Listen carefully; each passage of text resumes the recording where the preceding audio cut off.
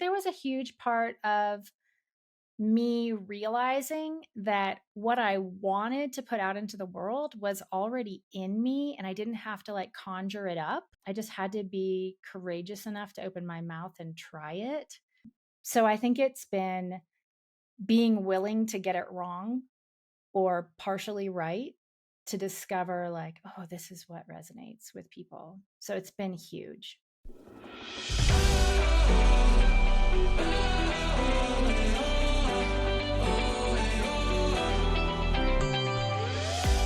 This is the podcast for the entrepreneur who wants to make a big impact, who doesn't shy away from hard work, but also wants to enjoy life along the way.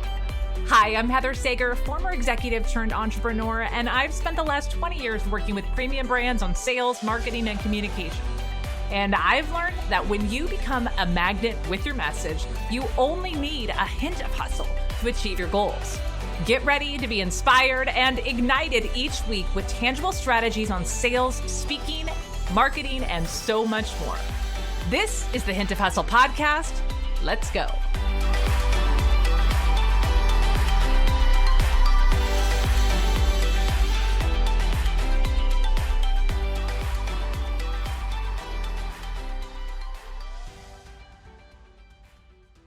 Well, hey friend, welcome back to another episode of Hint of Hustle. This week, we're coming at you with an interview with my friend and client, Merritt Onsa. She has been inside my programs for nearly 2 years. So she has a unique story. She's part of the program that was a year-long program where she learned to refine her messaging and get practice showing up and speaking.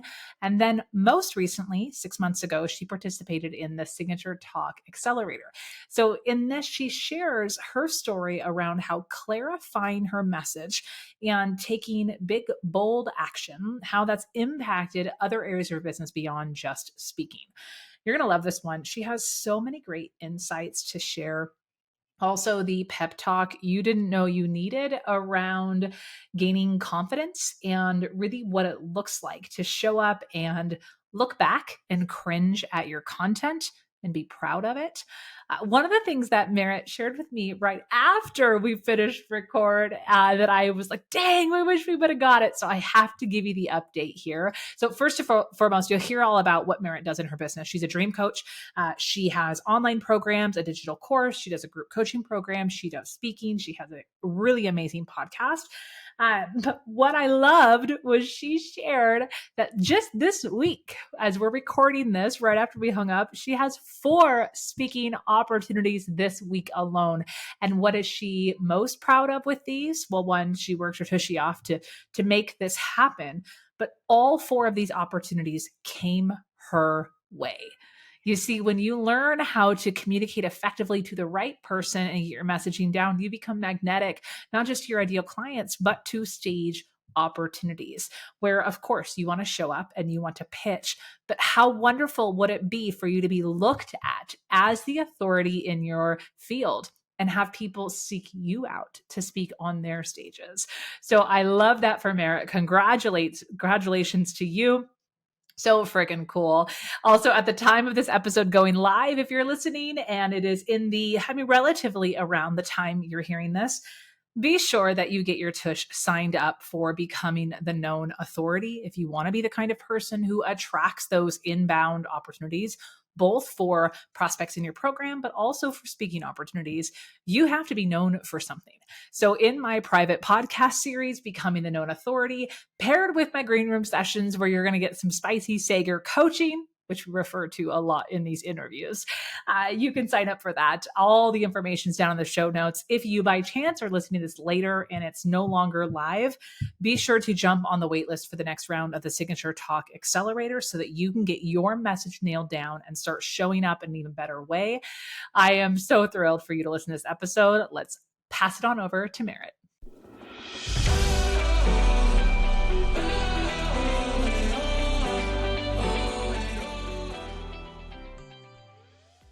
All right, we're officially here. Merritt, I am so freaking thrilled to have you on the show. Welcome officially to the Hint of Hustle podcast, my friend. Thank you so much. It's a joy to be here.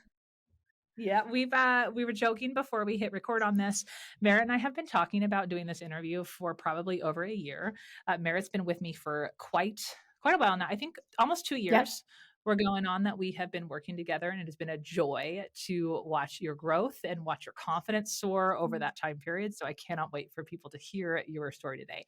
So why don't we start with a question?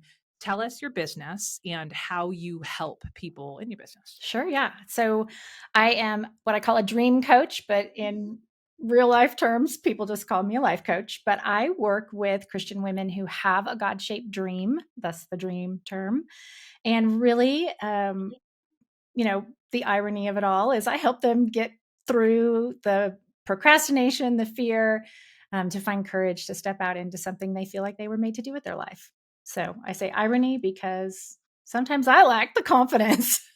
But It really happens to be that like conundrum for so many of us as coaches is the yeah, thing that we coach on is the thing that we constantly have to work on. I think actually there's a beautiful gift in that. yeah, So let's well real quick, I want to hit on the so you're a coach. How do you work with people? So let's talk yeah, about the business side for just a sure. moment, and then we are going to rewind it back and talk about your business building journey to get to this point. So how do you help people through your programs? Do you do one-on-one? Do you do group coaching? Do you have courses? Like give us a little high level. What's Merritt's business? Sure. Yeah. So I started out with one on one coaching.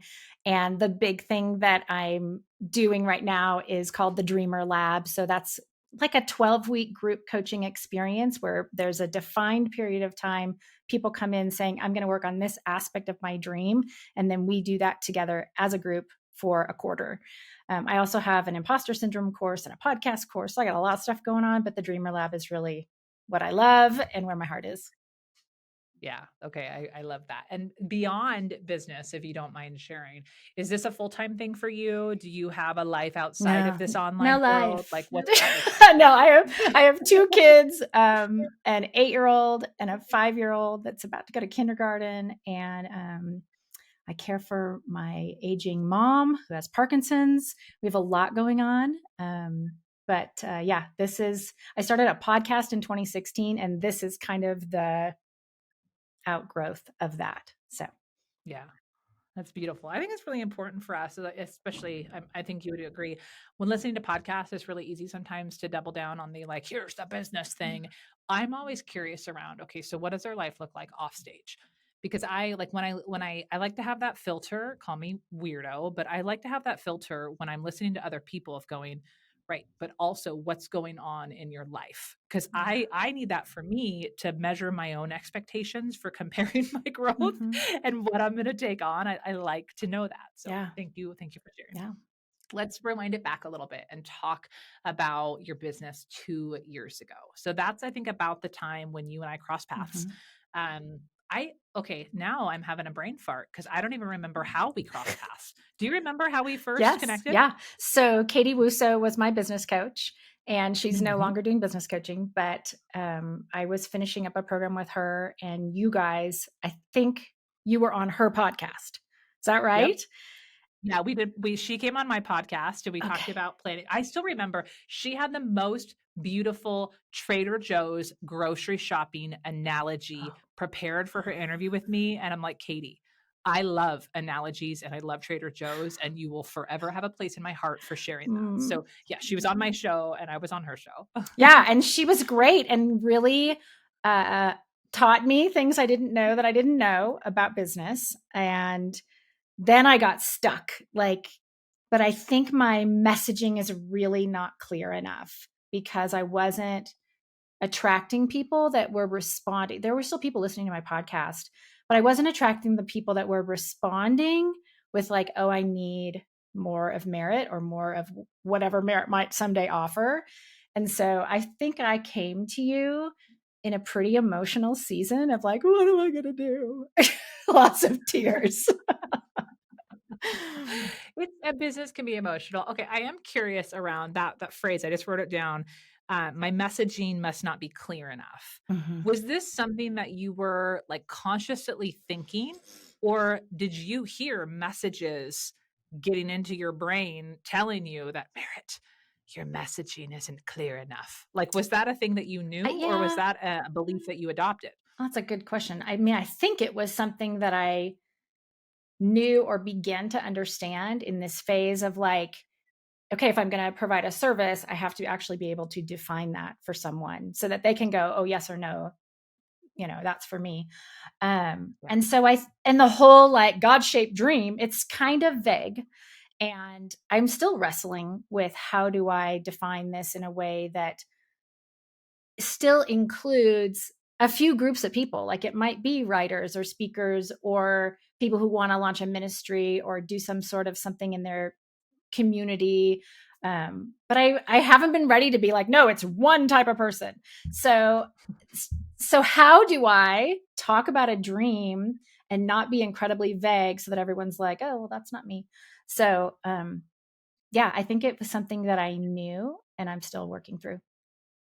Yeah. Well, we all are. And I think what's interesting is it's funny as I was mentally preparing for I'm doing a batch of interviews today. As I was preparing for yours, you are one of the people that I always remember how to introduce you Mm, because I will never forget helping women achieve their God-shaped dream. mm, Like that that's sweet. phrasing is it's very uniquely tied to you and it calls out the person who you are for. Mm, So, and it's something you and I've talked about before. I think a lot of times we get caught up in this idea that we have to be like so specific and it has to be so narrow and so, but sometimes the language we use, we create this instant identifiable language that our person just mm. knows we're their person. Yes. And our programs further clarify the problem that we solve, but it doesn't always have to be in that one-liner statement. So just so you know, Oh, I love your tagline. I love how you do it. Do not change okay. that because one my memory will break and I'll ruin it. So don't for me, don't do Okay. it. Thank you for that. I appreciate that affirmation. So let's talk about so a couple years ago you were like, all right, I got to get my messaging dialed Mm, in. I need to talk about this in a more clear way because you had the podcast, you were doing things, but you weren't quite attracting people to say, I want to work with you, I want to invest right. with you and make this happen. So what were some of the things that you did to start getting that messaging clarity down? I think it was talking to people and asking them, what is it that if I were to offer more than the podcast, what do you need and want? And where are you getting stuck? And, how are you feeling unable to identify your own dream? I mean, I had the problem that my audience has, And so it really was getting in front of those people and learning from them how were they talking about it? And then it Yeah. was like, oh, I see. Were you able to see that at first, or did you kind of find yourself in a little bit of a like how do I reflect this back? I don't know. Sometimes when we interview people, it's like it's still kind of Oh, hard to it's get. yeah. I'm just Oh, it's been an ongoing process. And I have a very messy spreadsheet where I'm like, somebody says something, I'm like, oh, that has to go on the spreadsheet. And when I'm looking for messaging language, I go back to that and I'm like, oh yeah, that person talked about it in this way. I have one gal that I worked with, and she was like, well, I bought like a dummy's guide on how to write a business plan. And then I just decided I'd rather go shopping at Kohl's and put the book. And I was like, oh yeah, that's a good one. We all binge Netflix, whatever it is we'd rather do than the hard thing that we really want to do, but maybe not today. So yeah. I'm still I working mean, and Kohl's Cash is like has an expiration deadline. So I mean, right. there's the urgency and scarcity Yeah. that talk about Yeah, marketing. totally. So yeah, still Okay, working so on it. when you started getting clarity around what your people were wanting, the language that they were using, was that like the thing, or did that surface another set of problems for you? I'm just curious. Like, why don't you walk us through? I'm going to give you the mic. Why don't you walk us through a little bit around what your journey has been like from that first moment when you're like, I got to get my message dialed in, to like, okay, I'm feeling better about Yeah. my message. What was that journey for you? Well, it's a bit of a blur, but because in the last 2 years, we've also been coming out of COVID and I was homeschooling and all of that. But um, I began to, as I was working through learning like a talk, if I were to deliver a talk, what would I actually say? And you pressed me to make a few deadlines for myself, which was really good. But then I also began to test out an offer, and I called, what did I call it? The something accelerator. I don't even know. But we, Hold on, real uh quick. This is like a good lesson learned for anybody who is going, "What's my first offer?" or "What's that thing gonna be?" Fast forward 2 years, you're probably not gonna remember anyways because it's all about learning. So, like, yes, that right there was a lesson in itself, for Merit. sure. I mean, and I wanted something. I knew I wanted something to gather women so that it wasn't just me talking to them one on one, but that they could talk to each other. And that was where it got super rich, where we were all able to engage in this, whatever my accelerator thing was called.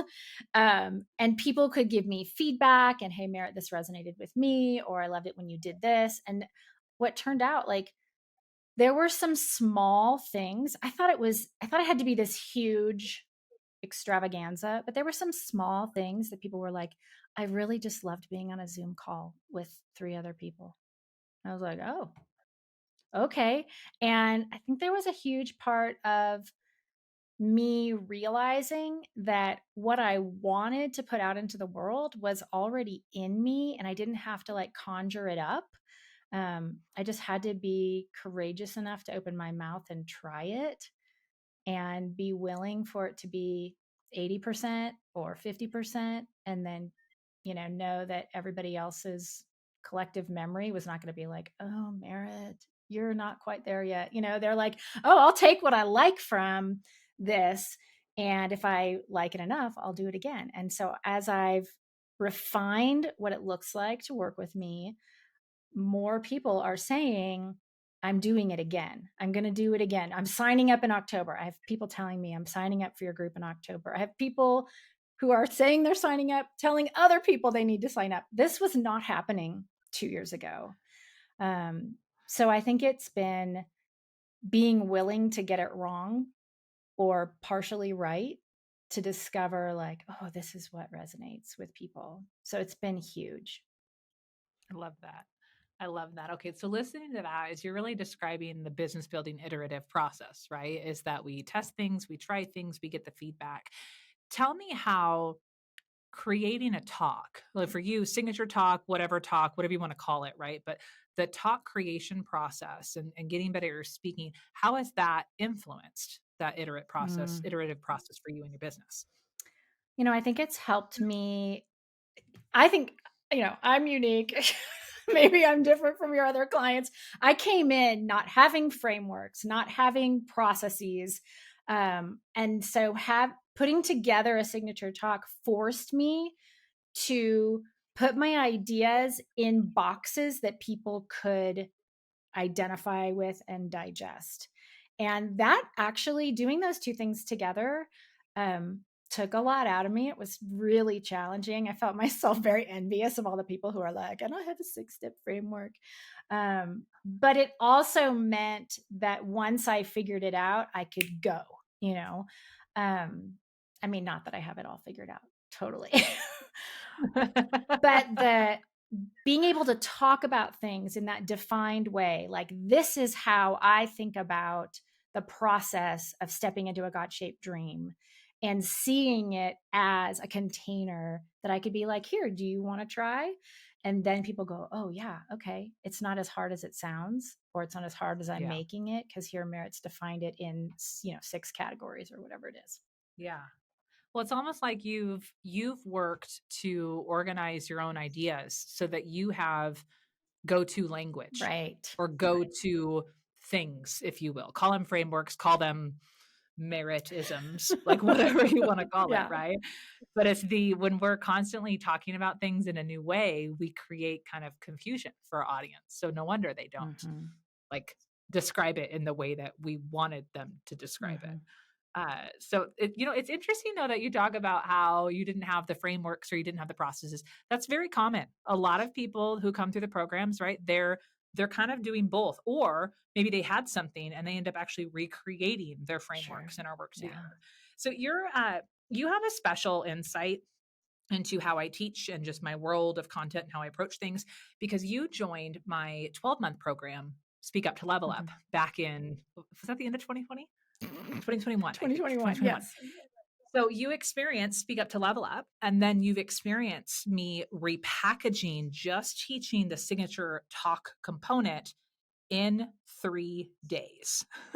So I'm curious from your take, right? And this is not to speak to the differences in the programs, but more of the um, what what did you take from either, and kind of what would you recommend for someone listening around like the importance of getting a talk done? Mm. Like, why is that a significant milestone?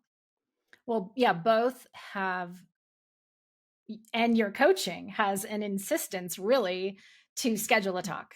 I mean, that is the bottom line, that if you don't have something on the calendar, if you're anything like me, you're going to wait. You're going to, well, that'll be next year or next month or whatever.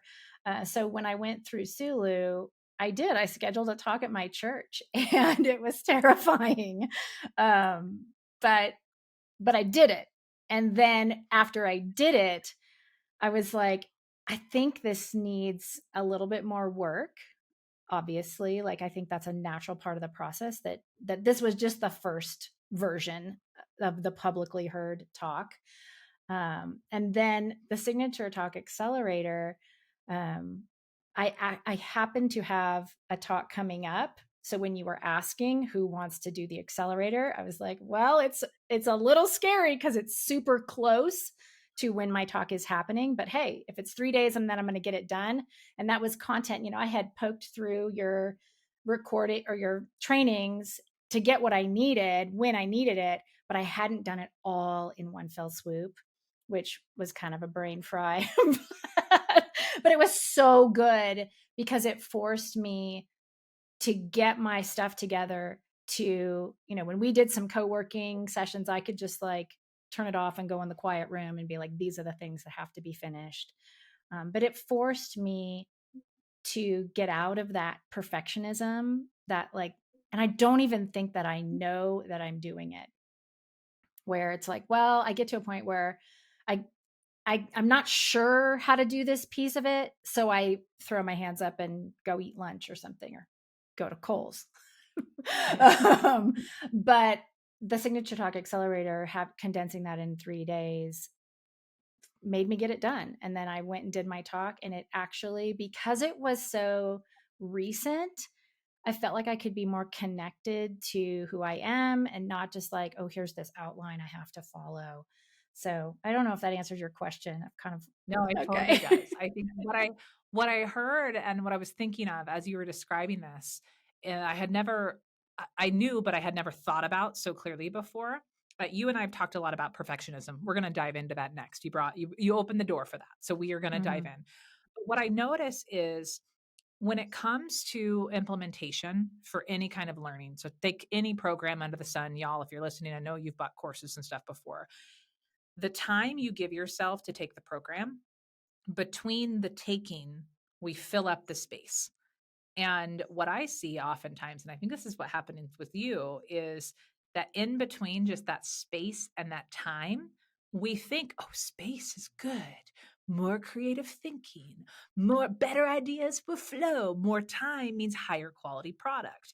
But what we find is the more space between, the more opportunity for our brains to run amok Yeah. and perfectionism to come in and comparison to come in and all these other things that really lead to self sabotage, which we don't often think of. So, can you talk about just perfectionism for you and just how that resonates and how you've experienced that over the last couple of years, even whilst having access to, I mean, the best I damn mean, training ever? of course.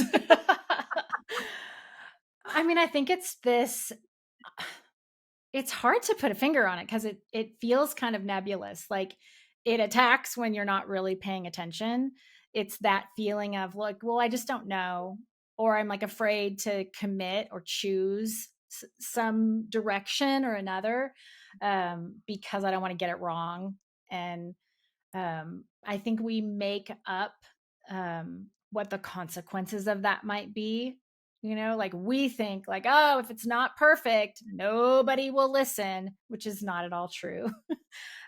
So I think I just it put up these roadblocks where I couldn't actually get to the finish line. I couldn't check the things off the list that were, next in the training. I could hear it, but I couldn't actually do it for me, um, until it was like, here I am. My talk is 2 weeks. It has to be done. I can't, I might be able to like eliminate some slides or whatever, but like I have to know what I'm going to deliver. And so having that pressure forced me to make the decisions that I needed to make in the midst of the training. So, yeah. And I think I'm super adverse to like, I just don't really want to be in a hard place. I'd like it to be easy.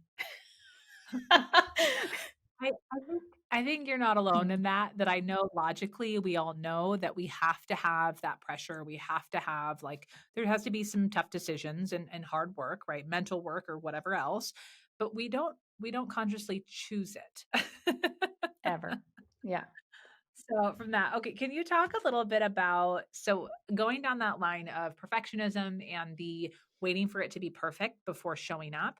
One of the things that I've really seen you grow in the last 2 years is so the stage that you're consistently speaking on is your own stage. Mm. So you've had your podcast, as you said, from 2016. You've also gone live on social media, like you were showing up, but I really have noticed a transformation of how you show up and what you talk about. Can you talk a little bit about that journey for you? Mm. It's so interesting to have somebody observe you and comment on it. Yeah, I think that I have needed to remind myself that I'm not just here to like say words, like put them out and hope somebody grabs on. Um, I think the word I would use is leadership.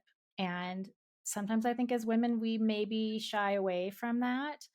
But I've had to remind myself again that if someone is listening to my podcast or if someone is watching my Instagram stories or my reels, they're looking to me for leadership in an area where I have experience that they may not, or that they might just be earlier down the road. And if I can remember that, like, oh, that's why someone might hit play on a podcast episode.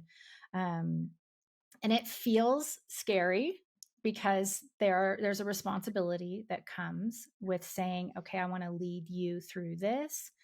But I feel like that's been the internal difference for me, is to start to own that a little bit more.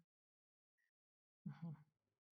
I remember you had shared with me, I think you posted in our community around a live that you did, like one of your first lives compared to you going live now. Yes. How would you describe the contrast, we'll call it? um Embarrassing. No. I mean, when I look back, I you know I have to celebrate that woman who showed up, probably with a toddler or a baby, and probably unshowered and messy hair. And I was kind of like, well, I think I was narrating my space. Like, well, here's what I'm in my living room. So it was something like that, kind of lame, like, who cares? To now, like, I do remind myself to, when I get on a live video, not comment on how bad I think my hair looks, like just get into it. They don't care. They're not analyzing that. Um, and so I think it's dramatically different, where at the time, I mean, I'm still testing things out. I was testing things out then with a bit more trepidation than I am now. Now it's like, okay, I have something to say and I need to do it concisely. And I want to do it in a way that people, um, don't hit, X out of it before I actually get to the point. Yeah. So knowing what you know now around just the whole journey that you've gone on through going live, speaking on your podcast, creating talks, speaking on stages, like you've done quite a lot in the last 2 years in running your Mhm. programs. If someone is listening and let's say they're earlier in their journey, where they're still at the point where they're like, I just got to get my messaging more clear so that I can show up and not look like an idiot. Mhm. What would you say to them? Showing up is how you get your messaging clear. That's how you do it. And it feels scary and embarrassing to like put something out there and be like, well, somebody's going to see this and think I'm whatever, a dork. don't know what I'm talking about, should have washed my hair, whatever it is. Um, but until those words come out of your mouth, you aren't giving yourself a chance to practice what, and say, oh, yeah, I liked how I said that. Or, oh, I wish I was more clear there. Let me tighten it up next time. Um, that trial and error is huge. And it means just like ripping off the Band-Aid and going for it. Yeah. As you were saying those words, I had the song Creep in my head. I'm like, I'm a creep. Right. I'm a weirdo. I don't know what the hell I'm doing here. Like that is the anthem Yep. for it, Mm-hmm. right? And it's part of one of the things we talk about often. You mentioned this quite a bit is just get to that first stage. Mm-hmm. You have to have that stage milestone that you deliver publicly. So you hit that milestone and then we can move on to the part where we start refining. But getting that first version out, we call it the SRD, the shitty rough draft, crappy rough draft, whatever you Mm-hmm. want to call it. Getting that first bad version out or that first round of lives or podcast interviews or whatever it is, right? Is the committing to that mindset is crucial for the growth for everyone in our programs and in our groups. So can you just talk about how you've adjusted the way that you approach things around wanting to get it right before starting versus getting it right through starting? That's a great question. So probably the best example I have is podcast, like solo podcast episodes where I used to like script everything out and then read it and then be like, I wish I didn't sound like I was reading. And, kind of like beat myself up over that. And I think it's been super helpful to kind of go for the bullet points instead, like you teach us that if I know my content enough that I want to share it with somebody else, like a bullet point could get me started. And I even hear it when I listen, like, oh, that's where I went off script because it sounds more real and it sounds more natural. And, I might flub some things, but it's okay. I on a podcast, you can edit that out. So I think it's been so helpful to shift into trusting myself more with what I already know and not having to have this like rigid script that I follow because honestly, I don't think it's not as attractive to a listener. I mean, if I can identify it, then they probably can too. Yeah. How has that kind of ability to trust bullet points, how has that transformed your own confidence? I mean, I have to work on it constantly, it's like even before getting on this call, like I know what Heather and I are going to talk about, but I need to remind myself I can do this. I have what I need. I've done all the work that needs to have happened for me to show up right now. And however that occurs is fine. It's how it was meant to be. I love, Heather, when I listen to your podcast, like you just kind of leave in all the flubs and I mispronounce some word or whatever. And it's like, oh, right. She's totally human too. And it allows me to be like, oh, good. Okay, relax. Just settle down. This is permission to lower your standards. That is the mission of the show, ladies and gentlemen.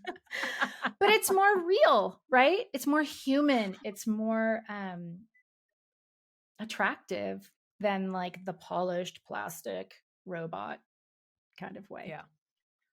It is, I'm going to go on a little side tangent here, but I think this will be relevant. When I first started my business, I all the comments I always got from people is, Heather, you're so polished. Heather, you're so polished. Mm. Heather, you're so polished. And I always laughed because in the real world life, right, off stage, I'm the silliest weirdo under the planet, like always flubbing, like very clumsy. And I saw this interesting contrast between the two. They were both me, but I realized that I was trying to show up in a more professional way, Mm. which was polished, and I was excluding those things. And what I realized is it put like a distance between the people that I wanted to serve. They were putting me, and this sounds super douchey to say, but up on a pedestal that they thought that's what success was. Mm. So for me, knowing my audience and knowing that imperfection and that whatever is, it's part of the journey. And honestly, it's part of who I am. I made an intentional choice to start being like including the things that I would have otherwise cut or I would have practiced away, or those things to be even more real. And not only does that free me from content, but I think it makes me more identifiable. It makes my content more interesting to listen to, and quite frankly, a hell of a lot more fun to record. So Yeah. it's just, I think it's just even still, I mean, I've been doing this for a very long time. We still have versions of ourselves that we grow. Like, Yeah. I think I would probably cringe and high five episode number 1, Heather, on the podcast. You'd probably do the same thing for Mhm. you. It's just interesting how we go. Have you noticed that your persona, if you will, on camera and as you're giving speeches or whatnot, has that evolved over even the last 6 months or the last year? Yeah, I mean, I think specifically if I go back to that talk that I did in the spring, I was more free. I was more myself than times when I've had to like be more rigid and follow, like feel like I had to follow more of an out or not an outline, a script. Um, so yeah, and it was interesting after that. I felt like the women who came up and spoke to me, we were picking up kids and we were, doing all the things. I had multiple people come up and speak to me like somebody that they could relate to, like a friend. And that is how I want to come alongside you and do this thing with you, help you figure out your dreams versus be this like up on a pedestal, you know, kind of speaker, which I totally feel that like I was distancing myself from my audience because I was feeling like I had to be so, perfect and nail it. Versus like, oh, I actually could like speak to a few people before I got on stage because I wasn't like trying not to throw up, So yeah, definitely just being able to be more of myself. Yeah, I think that's the continual goal we should all be pursuing, is continuing to show up as the truest version of ourself, Mhm. right? And because it's going to evolve, right? As we grow in our businesses, as we have more experiences, as other areas of our life influence our businesses and what we talk about, is Yeah. the more authentic we are. Now, there is something to be said around, somebody could hear this and be like, "Oh, I just need to be like more Right. casual." I need to, and that, just to be clear, that's not what we're saying, right? If you're constantly making word flubs, if you're constantly like using filler words like, and all of that, that is not going to signal leader. The word Right. you used, I love that word. We use it all the time. It's not going to signal leader to your audience. So there is a difference between being super casual and really showing up as an authentic leader. I'm just actually curious. We never talked about this before. Have you ever experienced that? Did you ever feel like maybe you were too loosey goosey on a Oh, stage? yes. Yeah, and I think some of that is I feel uncomfortable, Mm, and I kind of uncomfortable in my own skin, or like maybe like the background noise in your brain of like, I really don't know what I'm talking about. I'm just, imposter syndrome. I'm just faking it here. Um, so yeah, and I think the difference is that what you just talked about, the being more authentically yourself. There's a warmth to that that draws people in, and so yeah, at the like, "Ooh, I'm kind of just winging it." Um, I think pushes people away too because they're like, "What's her yeah, problem? Why is she yeah. so I insecure?" It's interesting though. It's funny, I don't think we've ever talked about this on the show before in this level of like specificity, but that is when you said like you were nervous, or that background track that was going. What's interesting is you notice this a lot when people, when they speak in like peer masterminds, or you are in like a peers group and there's a camaraderie that's friendship, and people are nervous or uncomfortable, there might be this like, oh, I'm going to get really lax. I'm going to get super. I've made this mistake within the last few years of my business before, where it's like maybe a little too personal on the Mm, examples, or a little too casual in the language. And that's a lesson we all have to learn, right? Is figuring out what is that balance of polish and prestige and authenticity, and you have to figure out what your mix is. This is actually why we spend so much time developing our speaker personas inside my program. I'm curious, has your well, one, do you remember what your speaker persona is? And two, has it evolved for you over the last few years? Yeah, it was different when I first started with Sulu, and I don't remember what it was, but I have it right up on my wall. Mine is genuine, motivating servant leader. And what do those mean to you? Let's give a little bit of a brief to the audience around what's the significance of these words. It helps me remember who I am and how I want to show up for my audience. So um, I want to motivate, I want to serve, I want to lead, and I want to be myself so that they feel the freedom to do that too. And it kind of gives a container around like, well, who am I when I turn on the mic, when I go live? And I have had that practice of like, okay, look at that first. Okay. And look at my introduction, go through those reminders because that's Yep. really helpful to like, okay, get the rest of the garbage out of the way. This is who I am showing up as, and this is my brand and how I can be consistent and how people see me again and again and again if I continue to practice this. I love that you have that on your wall. I love that so much. This is part of just give you guys some things around what to look forward to. This is called our power prep process, and it's the non-negotiables that you do when you jump on a podcast interview, like today with Merritt. When you do a guest presentation, even if you do your own podcast episode recordings, it's the prep that you need to put you in the right state of mind and say what are the talking points that I'm bringing to this specific stage. You're not creating things from scratch. You have your signature talk to pull from, but the power prep really helps you be present in the moment so you can show up at your best. So I love like you're a model student right now, Merritt. You're doing great. I always aim to please.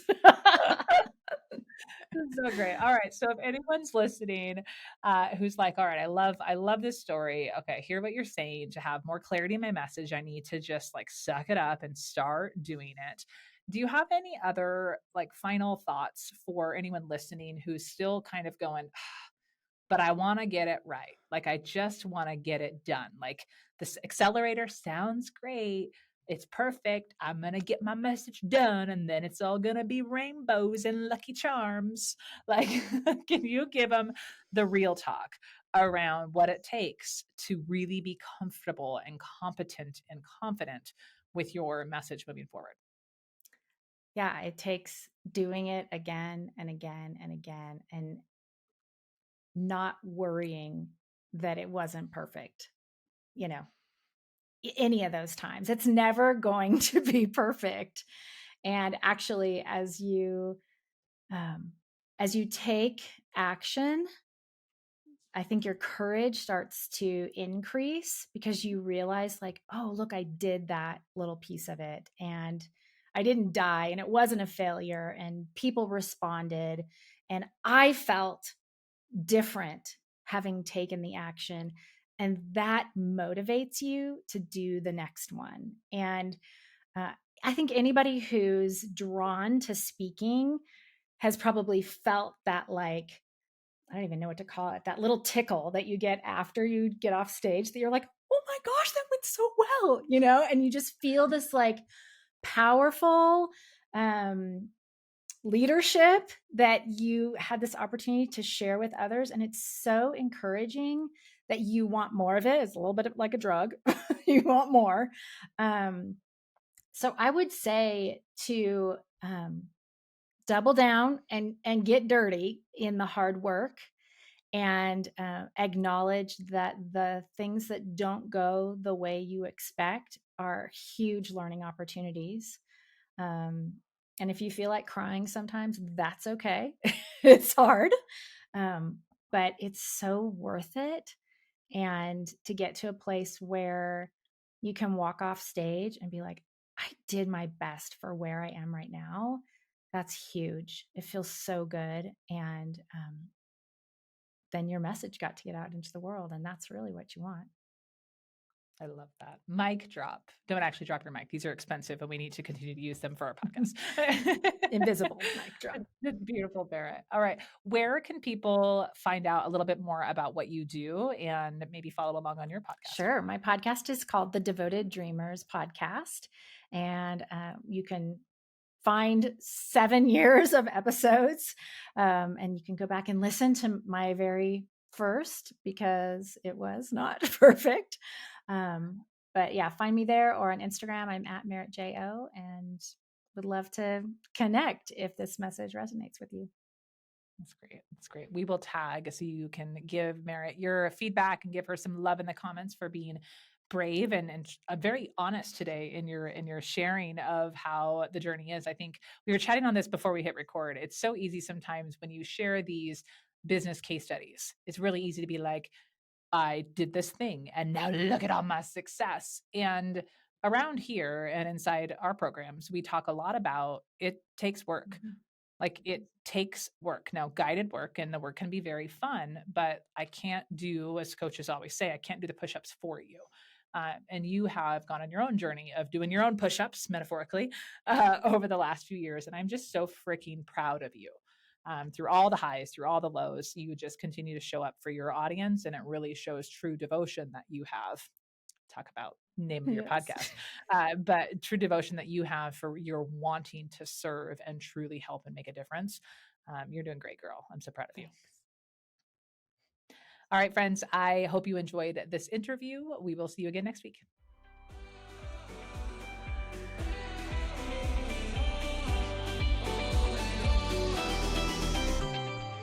Thanks for listening to another episode of the Hint of Hustle podcast. If you're in a season of hustle, consider this the permission slip you didn't need to take a beat.